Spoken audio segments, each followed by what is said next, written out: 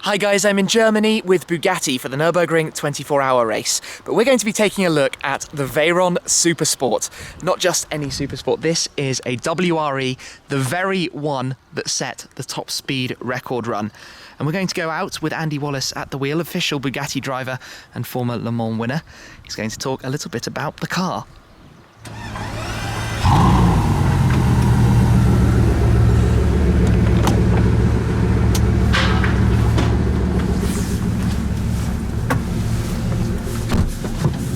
One of the things that's spectacular about this is, as you all know from what you own, you can have cars with even 500 or 600 horsepower. It's quite difficult to put that power down onto the road.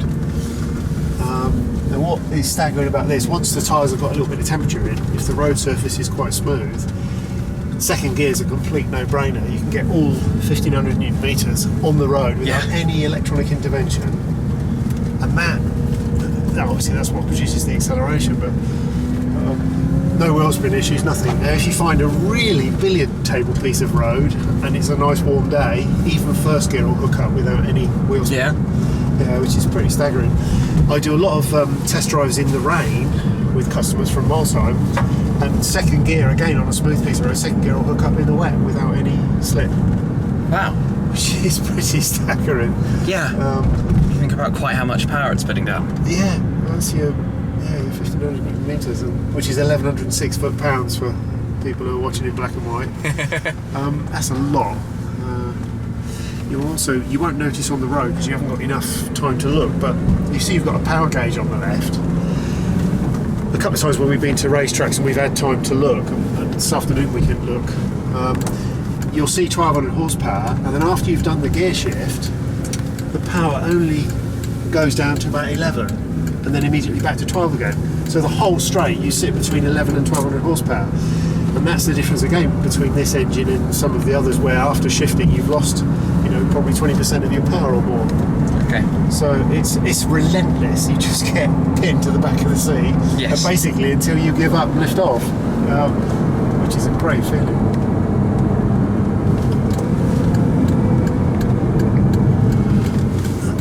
Now at the moment you'll notice it's pretty damp and it's patchy, and the tyres are cold. It's a cold day, but we'll give it a little go in a second and see if it will hook up. Yeah, that hooks everything up then, even on cold tyres. I'm just sitting here quietly laughing. Yeah, but it's fantastic, isn't it? You all that torque and it's not actually spinning the wheels. Yeah. Grip is phenomenal. Yeah.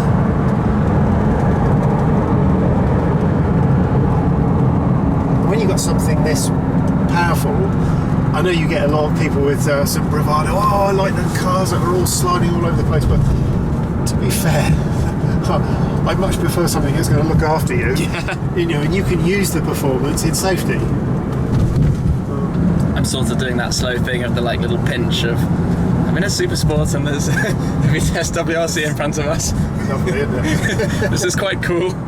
Yeah. And it looks like the weather's sort of slightly becoming more on our side in front as well. Yeah. That cloud's lifting. You almost did it. It just was putting a little bit of brake on. Yeah. But that's not bad, is it? No. Given that the tyres are still pretty cold. Yeah, it's a little bit patchy. That's quite a relevant factor. I know my car would have been lighting up left, right and centre by there. Up onto the limiter, yeah. If you push the lever there, you get D, and you'll notice that you've got the PNR, DS, whatever on the bottom. If you pull any panel, that will change to numbers, 7654321. Now, when it's in D, obviously it's shifting up and down automatically. When it's in manual, two things are different with this car. One, I'm in fifth now. If I put full throttle, there's no kick down. Nothing. It will stay in the gear that you're in. Is the first thing. But the second thing is, when you reach maximum RPM, it will upshift on its own. So I tend to use that a lot on the road, because although I love the paddles, so I like to use paddles, but if I'm actually accelerating really fast, you've got to be looking at every single thing that's going on. You don't need to worry about upshifts. But of course, you come to a corner and you're still in manual, so you can do it yourself. Yeah. So we'll just do a second gearbox because this looks like a nice bit of road. That's slacked a little bit there.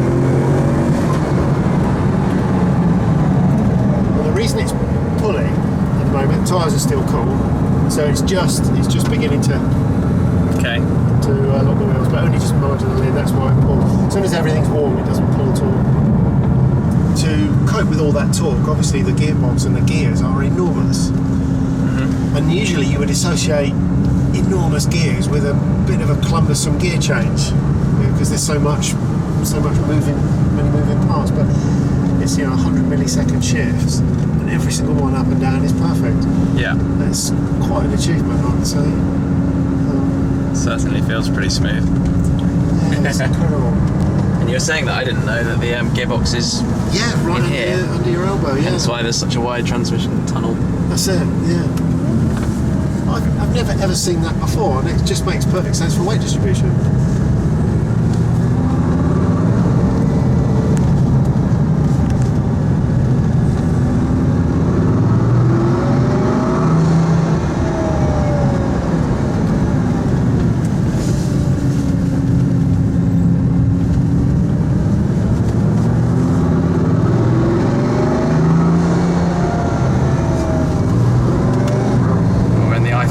Aren't we? Yes. If I was a normal person right now and I saw the WRC and WRE together, I think I might have a small heart attack. Yeah. I would definitely be throwing the quickest U-turn of my life in the least sensible place ever. Yeah. Oh, it just isn't normal. No. We were doing two Veyrons are special, but two of V the cars. most special and B cars that set records. It was a public holiday yesterday in Germany. Yes. We were filming on this bit of road. Of course, we chose the wrong day. It was full. And there were a lot of people doing exactly that.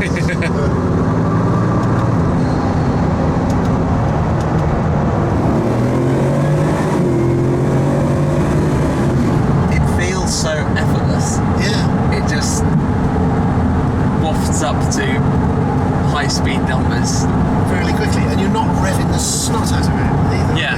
So just sort of gets moving. it's just moving.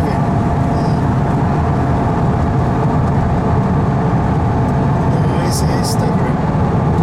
How noticeably extra is the power that comes from the Super Sport versus the normal car? Well, if you're driving on the road, what you notice very quickly is that because the 1001 horsepower engine has got smaller turbos, you do notice that it's quite a lot more urgent if you're at very low RPM.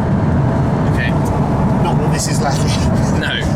Just you can be anywhere. But then once you get above about 200, then you notice that 20% horsepower really makes the difference. Just keeps going more. Yeah, it just keeps on pulling. I really like the standard car, the standard engine.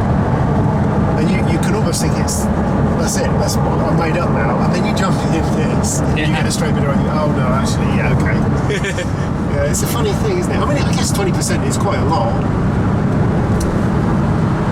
If you weren't able to put it on the road, it would be useless. But of course you can.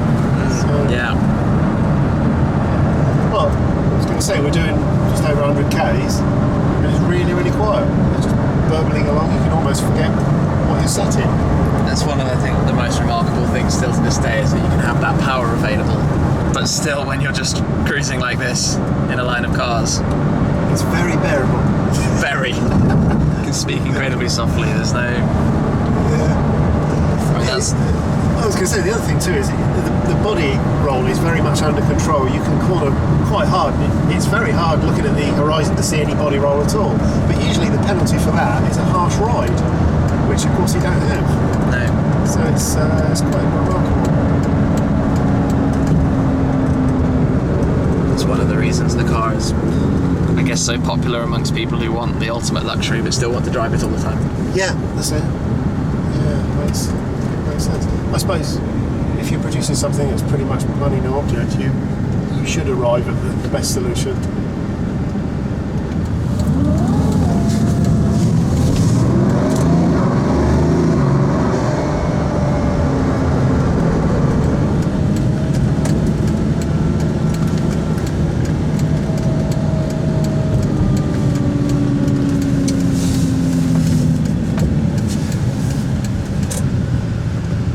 So when you've finished your drive and you turn the key off, as you pull the key out, now it does a download back to the factory of all the data that we've just done: speeds, throttle position, braking, everything. Really? So the car is sort of completely connected? It's connected, and the data can be, and in most cases is, completely anonymous. It's just so you can't connect cars to owners unless, of course, you want to. It also knows the location of the car, so if the car was ever lost, then they get found very quickly. Yeah, there was actually a story that about 6 very expensive cars were stolen and they were never found, and then the Bugatti was stolen, and when they did the location on that one, they found all the other cars there.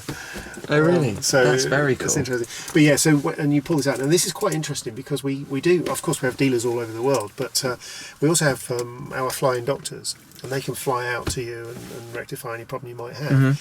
In this case, because the data's already there in the factory, if there is an issue, you can look on the database, see what the issue is, and instead of sending the doctor out to find out what he needs and then coming back and getting a part, he can come with the part. He knows straight away. Yeah, so it's That's actually genius. Really good. Yeah, we have had situations where there's been something like a tyre gone down, and it's happened. The car's stopped, so nobody's actually noticed it's happened, and then the key's pulled out a bit later, and that data is sent with, say, the right front tyre down a little bit. They can actually call the customer and say, go check your right front tyre. So that's quite funny. Yeah, that's a strange phone call to get. But. Yeah, and I suppose you could probably say, well, big deal, because now, of course, a lot of cars can perhaps do that, but this is we're talking 10 years ago, And the fact that the car has such capabilities, you want to make sure the customer's always in the safest of hands. Yeah, that's it. Everything about this car's done for safety. You can't produce a car with this much power unless it's user friendly. Yeah, well, that was absolutely fantastic. It's a beautiful place to be. Thank you very much for the ride and talking through it a bit. The pleasure's all mine. Thank you. What an amazing experience on the road in the Super Sport, and not just that, the Vitesse WRC out in front as well. But now we're at the airfield and we're going to go out onto the runway.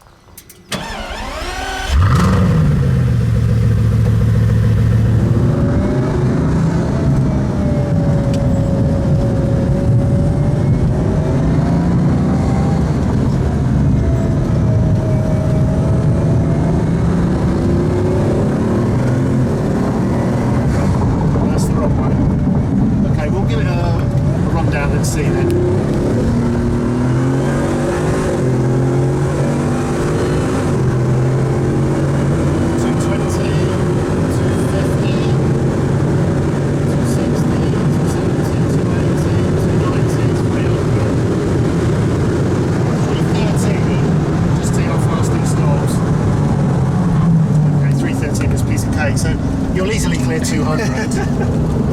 313 kilometres an hour, just like that. That's pretty good, isn't it? Right, we'll do one more. If we do one more, we'll go a little bit quicker, and then we'll go and find the other car, shall we?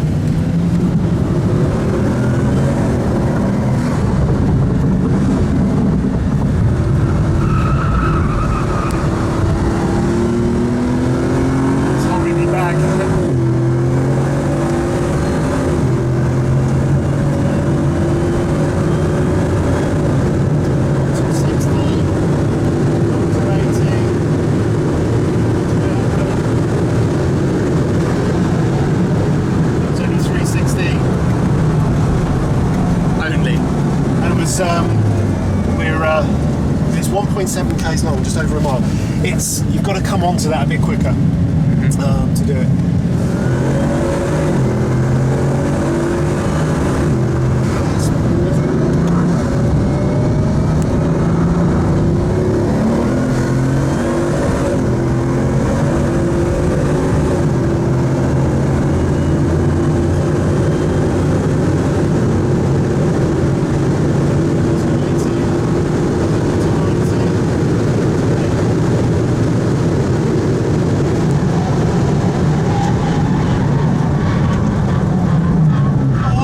that's close enough to the limit to say Yeah, you that's know, crap.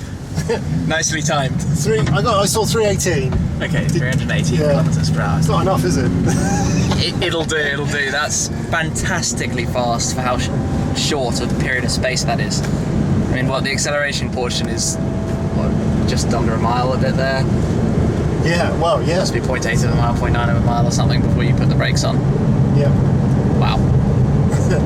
Stopping is quite breathtaking as well, to be honest. It's good, isn't it? And actually, the end is still coming, isn't it? But then all of a sudden, then it goes away. Yeah, it feels like it's approaching really fast. No issue. Because you were saying with the figures for this car, the noughts to very fast and back to north again. Yeah, so from 0 to 200 miles an hour and back to 0, 27.1 seconds. That's just to 200 miles per hour. It's back again. 27 seconds. Yeah, it doesn't seem long, does it? Mind you, you gobble up this runway pretty quick, don't you? Yeah. Yeah.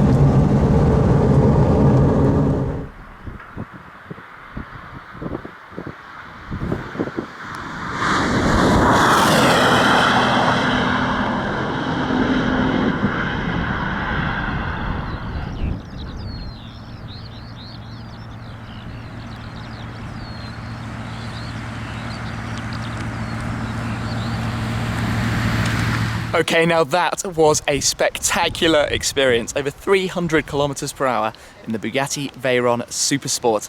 And it's not just any Super Sport, this is the very car that broke the records at 431 kilometers per hour. It's just incredible to think that the Veyron came out 10 years ago now. And this Super Sport 5 years ago. It just has so much effortless power. It was brilliant having Andy at the wheel telling us a little bit about it, and we'll be going over some of the other highlights and details of the car in other videos too, but that was a truly amazing experience. It's just unlike anything else, such an icon. And this is the first time Bugatti have had the WRE and the WRC together, the Vitesse World Record Convertible, the car that holds the record for an open top as well, 408.84 kilometers per hour. What an amazing day. So big thanks to Bugatti for making this possible, and of course to Andy for taking me out and talking us through the car there. I hope you enjoyed some insight and discussion about the Veyron Super Sport. But I'm a little bit lost for words, and I haven't even yet got to taking a drive in the WRC that I'm going to be doing next. So make sure you're subscribed. Check out all of the other videos from this event with Bugatti. Thank you very much for watching. I'll catch up with you soon. Cheers.